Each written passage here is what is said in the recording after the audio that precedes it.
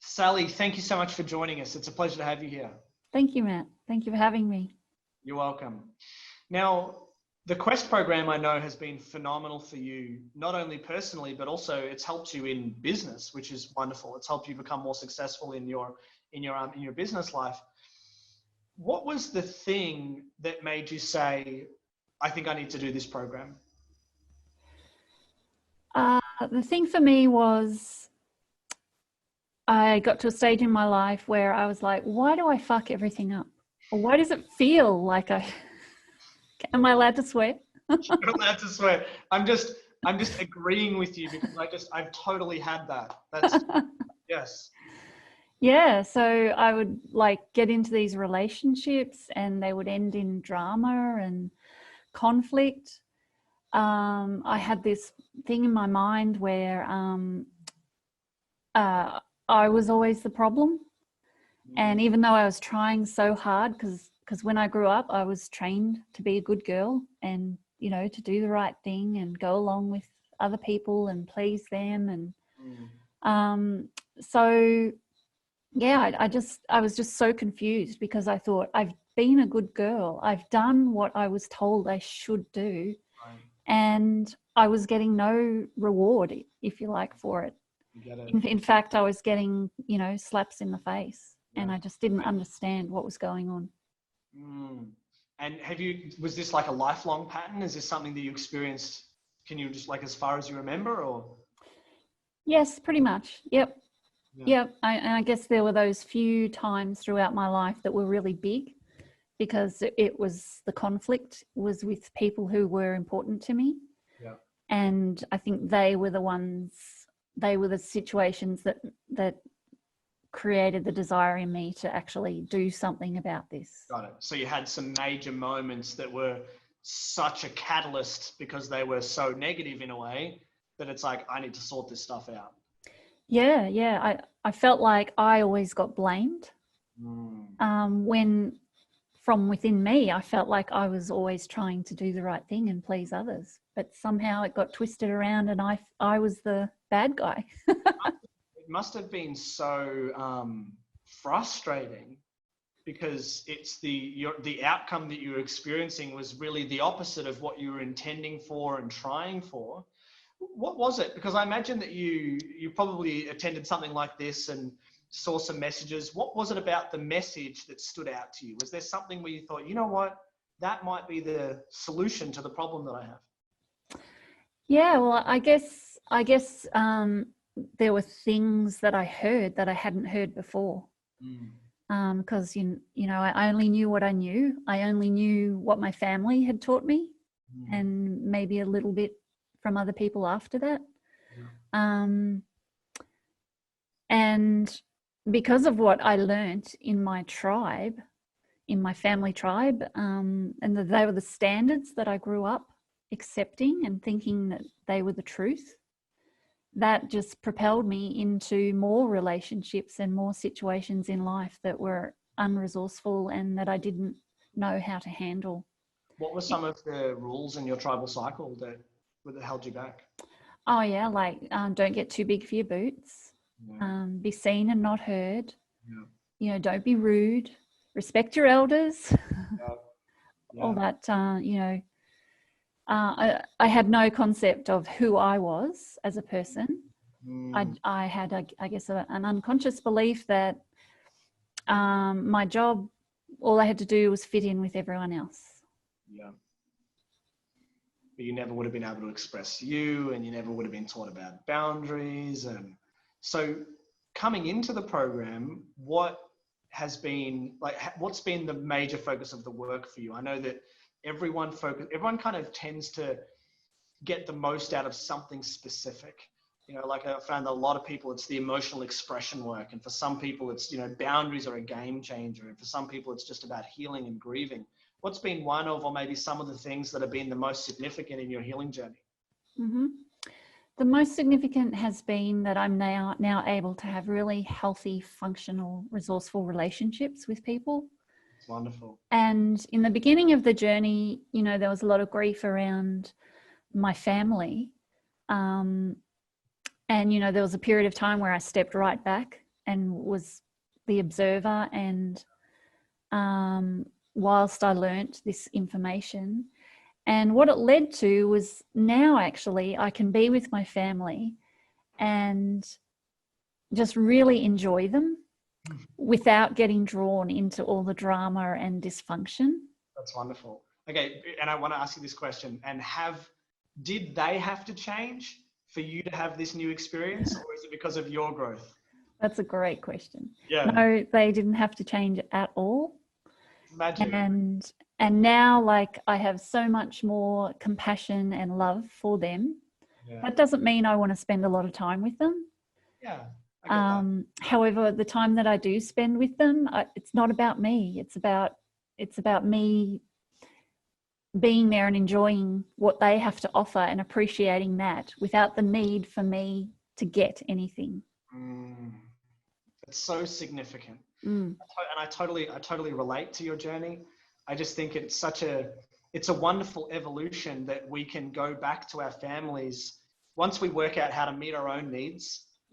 We don't unconsciously require them to meet our needs anymore. And so we're not going back there like kids, why are you not listening to me?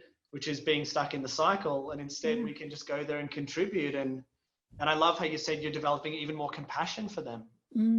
Yeah, definitely. And my relationship with my husband, if we can go there. Please. Like, it's just phenomenal now. And we just have so much fun. Every day is fun. Okay, what was it like? Give me a contrast. What was it like before? It was pretty boring. I think we were both in that. We'd both been trained to just do the right thing and he was a good boy and I was a good girl. And, we ticked all the boxes, filled all the expectations. Yeah. And it was just so boring. And I love that. Good on you. Yeah. And whereas now it's just fun, it's a pleasure, and we both know 100% that we're there for each other no matter what. And it's just so easy to express that now. It's like, we might be having a coffee in the morning and I might say, you're the most special person to me in the world. But you really piss me off when you do that. and that's okay.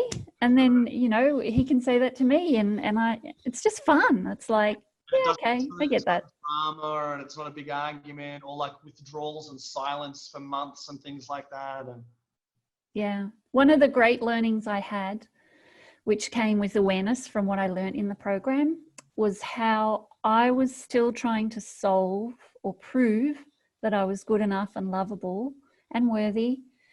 And I was using my husband to do that. And that was like a hangover from a feeling of abandonment from my dad because he wasn't present for me.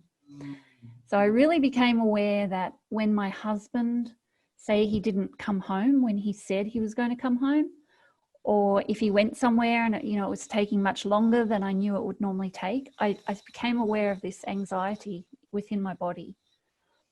And then the pattern would, when he did get home, this really dysfunctional pattern would then play out and he'd be defending himself and I'd be attacking him. And it was just so sick. Whereas now I can say to him, the reason I get upset when you're not back in the time that I expect is because when I was a little girl, my dad didn't show up when he said he was going to or when he should have, and I get that feeling in my body again. So now and then he's able to say, okay, I understand that. Yeah, that was tough, and I'll do my best to call. I will. It's not even I'll do my best. He does. He'll call me and say, I'm running late. I'll be home half an hour later or something like that. And that just swells my heart. I'm like, fuck yeah, he loves me. I'm digging this so much. I'm digging this and I'm digging you. How you're able to express yourself and how you've helped your partner learn how to do that. Sorry, your husband. I just think that's just, it's exactly what we're aiming for. And, without education like this, how do you know? How do you know how to do that? I think a lot of people put themselves under so much pressure to have a great relationship, where I find that 99% of the time, the reason why is because people just don't know this stuff. Yeah, that's right. It's like, what are you going to do? You just, like you said, you just do what your family taught you. And it's really, that's like a little bit of the lottery, isn't it? You just, did you get good stuff or did you get average stuff? And then you're off to pass that down. Yeah, exactly. Yeah. Yeah, it's very empowering.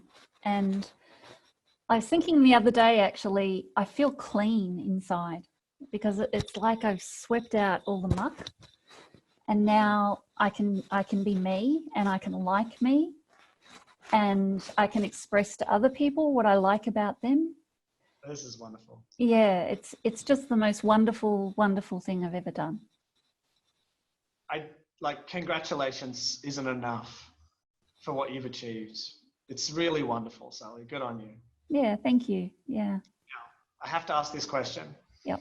Because I know this will be an important thing to cover, because I don't want anyone watching this thinking that their journey's going to, because I think we've made it seem too easy.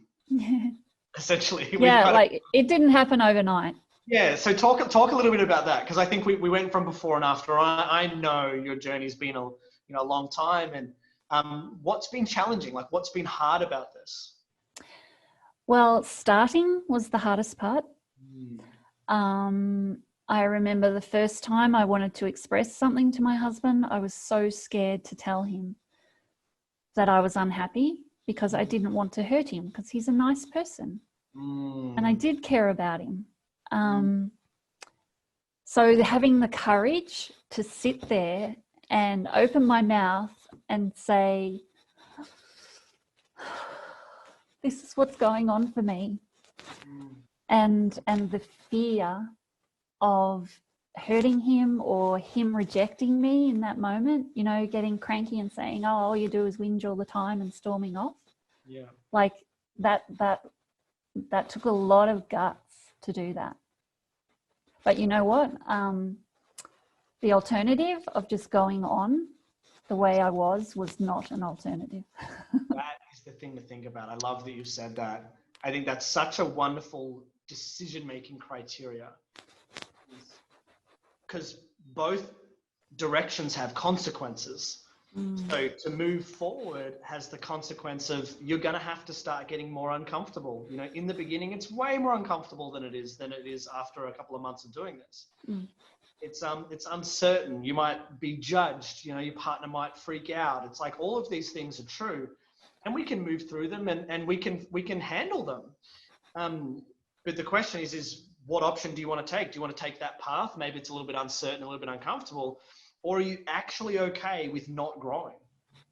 Because the pain of that, I would say for most people that do what both of us have done and say, well, the pain of not growing, I can't handle that. I'm going to face the uncomfortableness, which is short term, of course, as well, of learning how to talk about things I don't know how to talk about. Yeah, exactly. Yeah, and I guess for me, it was a case of, if I don't do this, I'm going to be on my own. I may not have been physically on my own. Yes. I may have stayed, married, and however, internally, I was lonely. What you've said is phenomenally significant, and thank you for sharing that, because I trust that will be an inspiration to anyone else who's watching this, who's in a relationship where they feel that. I've definitely felt that, and you've felt that. I think it's so common for people to be in a space where they are physically connected but emotionally separate, and it's not good for us. And when we learn the code of connection, well, it's a game changer. It is. Now, Sally, I know that a lot of people will be very inspired by what you've shared, and really from the bottom of my heart and everyone's heart here at the Coaching Institute, congratulations. Thank you. I love catching up with you and you telling me how much you've grown. It's awesome. Yeah. Maybe we'll just do this once a month. No pressure. That'd be epic. You can just tell me where you're at and what's changed. And what would you say to someone who is considering taking their first step and joining the Ultimate You Quest program and getting involved in some education like this? Oh gosh, do it right now. Do it right now, because time is short. Don't waste any more time being confused and frustrated and angry and sad when you don't need to be. You know, take some steps. Allow yourself to be guided by people who have gone before you and know how to do it already and are there to support you. The support in the program is wonderful. There's always, you know, the Facebook group where you can always reach out and you will be answered and supported straight away. So yes, do it because time's running out. And you know, you're worth so much more. If you're feeling those uncomfortable feelings and you know, not happy, do it now because you're worth it. That's who you're meant to be. We're here to be our divine selves. So it's an insult for us to be on earth and not be that. Love that. I love that. I love that. That's awesome. Thank you so much, Sally. It's been a pleasure having you with us. Thank you. Thank you for having me and allowing me to share and allowing me to invite other people to do it because it's really important.